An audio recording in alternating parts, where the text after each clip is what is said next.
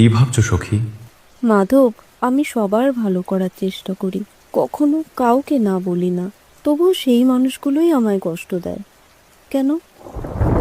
কিন্তু তুমি তাদের না বলে দাও না কেন? কারণ আমার ভয় হয়, যদি মানুষগুলো আমার থেকে দূরে চলে যায়।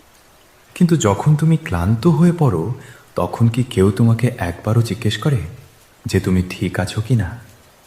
না, আমায় কেউ জিজ্ঞেস করে না। তাদের চিন্তা শুধু আমার রোজগার নিয়ে, আমায় নিয়ে নয়। তাহলে বোঝো, সমস্যাটা তাদের মধ্যে নয়, সমস্যার কারণ তুমি নিজেই। তুমি নিজের গুরুত্ব এতটাই কমিয়ে ফেলেছো যে লোকেরা তোমাকে তাদের অভ্যাসে পরিণত করে ফেলেছে। তাহলে ভালো মানুষ হওয়া কি ভুল?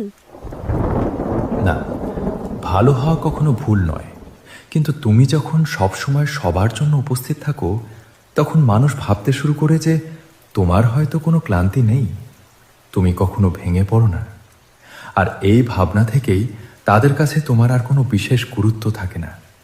তারা ধরেই নেয় তোমায় আঘাত করা হলেও তুমি তাদের পাশে সব সময় থাকবে।